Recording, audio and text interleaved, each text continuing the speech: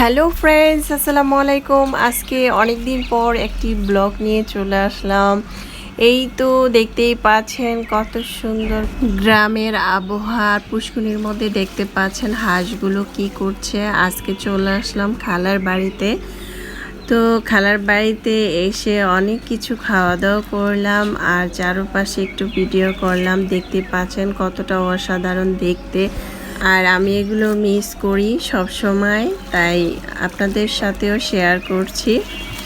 হাঁসগুলো খুবই ভালো লাগছিল, দেখতে পাচ্ছেন ওরা খাবার খাচ্ছে, মানে কিভাবে মাছগুলো পুষ্কুনি থেকে মানে পানি থেকে নিয়ে খাচ্ছিল।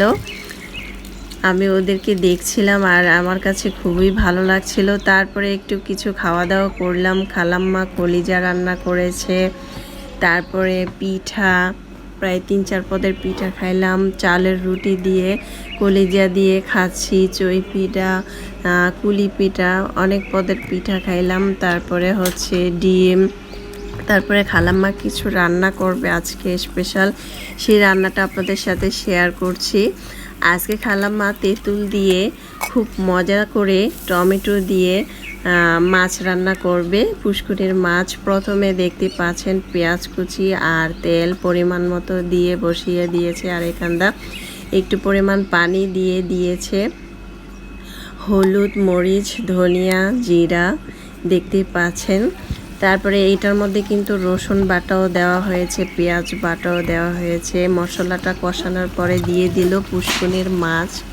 এটা ছিল পুষ্কুনির রুই মাছ। দেখতে পাচ্ছেন মাছগুলো ছোট ছোট করে কেটে দিয়ে দিল।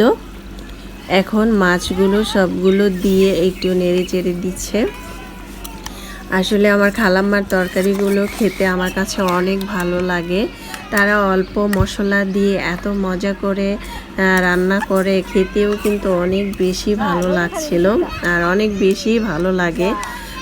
এখন নেড়ে চেড়ে মাছগুলো উল্টিয়ে পাল্টিয়ে দিচ্ছে। আর তাদের স্পেশাল রান্নাটা হচ্ছে তারা বাটাবাটি করে মশলা দেয়, যেমন পেঁয়াজ বাটা, রসুন বাটা এখানে দিয়েছে বেটে। তারপরে এখানে কিন্তু পানিও দিয়ে দিল তরকারির মধ্যে পানিটা দিয়ে একটু নেড়ে চেড়ে দিচ্ছে। আর এখানটা কিন্তু তেঁতুল আগে থেকে হালকা একটু ভাপ দিয়ে সিদ্ধ করে নিয়েছে, যেহেতু কাঁচা তেঁতুল। শুধু তেঁতুলের রসটা দিবে, বিচি দিবে না। এখন একটু নেড়ে চেড়ে পানিটা, আর দেখতে পাচ্ছেন লাকড়ির চুলার তরকারিগুলো খেতে কিন্তু অনেক বেশি ভালো লাগে। যখন হালকা একটু ঝোলটা শুকিয়ে আসছে, মানে মাছটা মশলার মধ্যে কষানোটা হয়েছে, দেখতে পাচ্ছেন চুলার আঁচটা একদম বাড়ানো। আর দেখতেই পাচ্ছেন লাকড়ির চুলার আগুনের রান্না খেতে কিন্তু অনেক ভালো লাগে। কার কার রান্না খেতে ভালো লাগে অবশ্যই কমেন্টসে জানাবেন। তারপরে এটার মধ্যে দিয়ে দিবে রস, যে তেঁতুলের রসটাকে বের করে, তারপরে যেমন তেঁতুলের বিচি, তারপরে খোসা, এটা ফেলে দিয়েছে। ফেলে দিয়ে এখন এখানে মাছের মধ্যে দিয়ে দিল আবারও পানি কষানোর পরে। এখন দিয়ে দিবে তেঁতুলের রসটা। এই তো দেখতে পাচ্ছেন কাঁচা তেঁতুল সিদ্ধ করে শুধু রসটা মাছের মধ্যে দিয়ে দিল।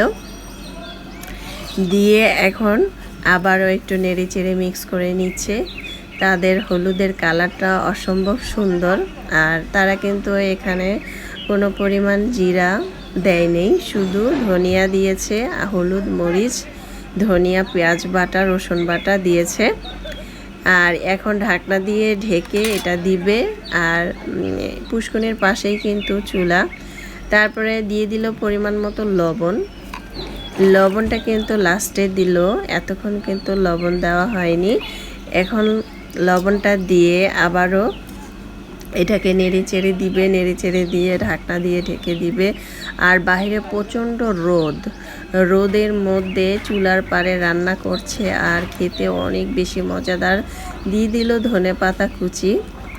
ধনেপাতা কুচিটা দিয়ে আবারও একটু নেড়ে চেড়ে দিয়ে এটাকে পরিবেশন করে নেবে। সেদিন খালাম্মা অনেক কিছু রান্না করেছিল, গরুর মাংস, কলিজা, তারপরে মাছ, টক দিয়ে ভর্তা, শাক, ডাল, অনেক পদের রান্না করেছিল। তাই আপনাদের সাথেও ঝটপট শেয়ার করে নিলাম। আশা করছি আপনাদের আজকের ব্লগটা অনেক বেশি ভালো লাগবে। আর আজকের রান্নাটা আমার কাছে খেতে অনেক বেশি ভালো লেগেছিল। তারপরে দেখতে পাচ্ছেন খালাম্মা কিন্তু মাছের মাথাটা ভেঙে দিচ্ছে। ভেঙে দিলে কিন্তু টকগুলো খেতে অনেক বেশি ভালো লাগে। আর এই টকের তরকারিগুলো খেতেও অনেক বেশি ভালো লাগে। তারপরে তো এটাকে আরও ঝোল শুকিয়ে এটাকে উঠিয়ে নিব। ভীষণ মজা হয়েছিল। চাইলে কিন্তু এভাবে ট্রাই করতে পারেন। এই তো খালাম্মা গো সিম গাছ দেখতেই পাচ্ছেন।